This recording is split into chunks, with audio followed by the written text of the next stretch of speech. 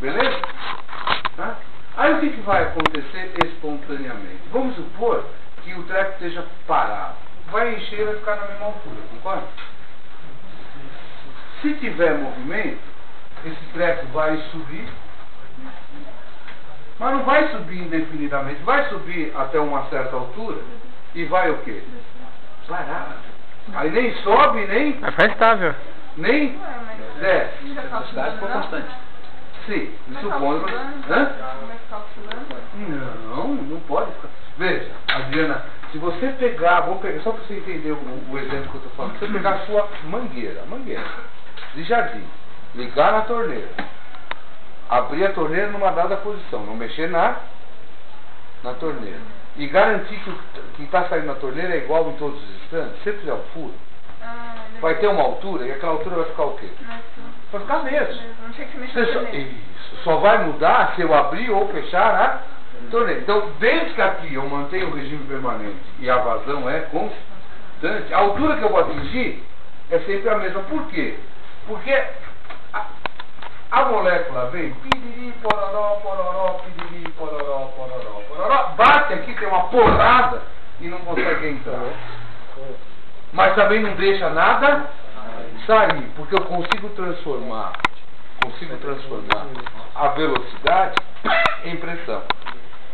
E aí eu paro. Então eu chamo essa pontinha dele aqui, ó, essa pontinha aqui, de ponto de estagnação. Ponto de estagnação. Tá? E aí eu quero fazer uma coisa com você, se isso me ajudar. Até então, quando eu trabalhei no Venturi, eu peguei a seção que trabalhava com todas as propriedades médias. Velocidade média, pressão média, o Z em relação ao no Pitot, eu peço desculpa, vocês vão ver que é uma pontinha quase com a ponta da caneta mesmo. É um ponto. Então eu vou trabalhar com um ponto fluido. Como eu pego um ponto, eu vou achar a velocidade de quem? Do ponto. E a velocidade do ponto é uma velocidade o quê? Real. Ou seja, se eu pegasse uma tubulação fechada, eu iria descobrir o meu diagrama. Eu teria no centro a velocidade o quê? Máxima. E à medida que eu fosse caminhando para as extremidades, a velocidade iria o quê?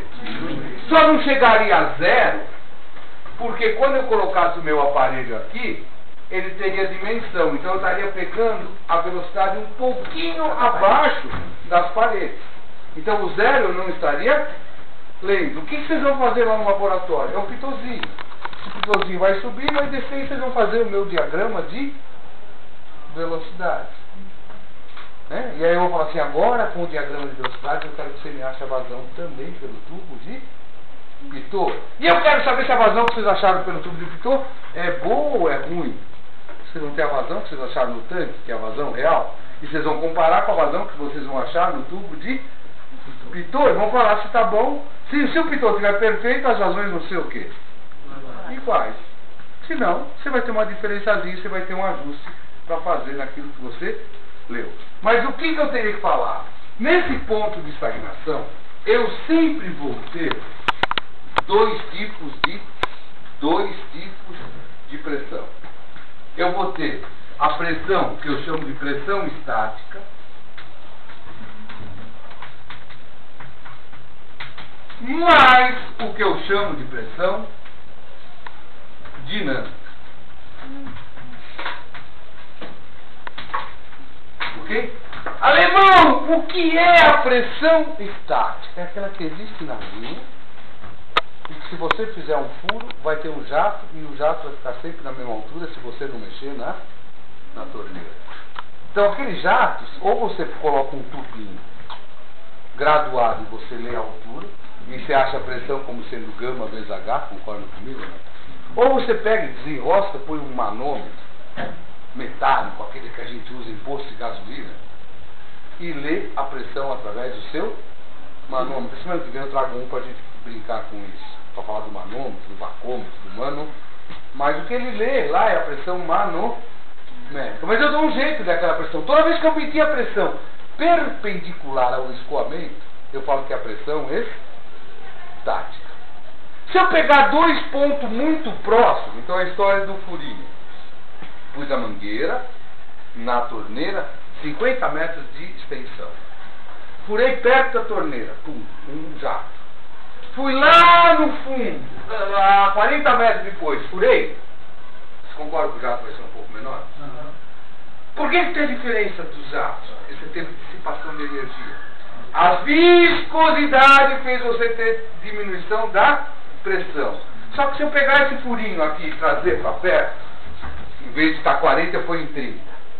A altura vai ser um pouco maior e o desnível vai ser menor. Aí eu perto, aí eu estava aqui, aí eu ponho 1 centímetro depois. A altura vai ser praticamente o quê? A mesma. Mas não vai ser igual. Vai ser igual. Deixa eu perguntar uma coisa para você, Ronda. Valorizando o nome, né? Você foi lá, pegou, ligou a sua Honda. Não acelerou, né? Porque você é um cara que não vai, né? Mas você ligou sua Honda, andou 1 centímetro e desligou. Você pergunta, você consumiu combustível? Consumiu. Mas você consegue registrar no seu aparelho?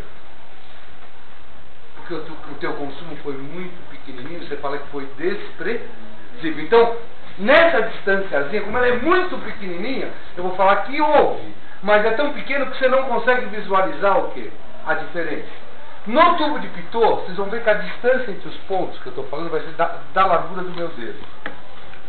Eu falo, pô, nessa largura, vocês vão ver o aparelho. Na largura do meu dedo, dá para desprezar a perda? Tá, alemão. Então eu vou falar que a pressão estática vai ser a mesma. Em contrapartida, além da estática, vem aqui uma e dá porrada e aparece a pressão dinâmica. Então eu passo a ter a estática mais a dinâmica. Aqui, o que o Henri Pitot descobria era assim, ó. Quando estava nessa altura, ele falava que era pressão estática. Porque a pressão estática de um ponto 1 aqui, ó, seria o gama vezes eta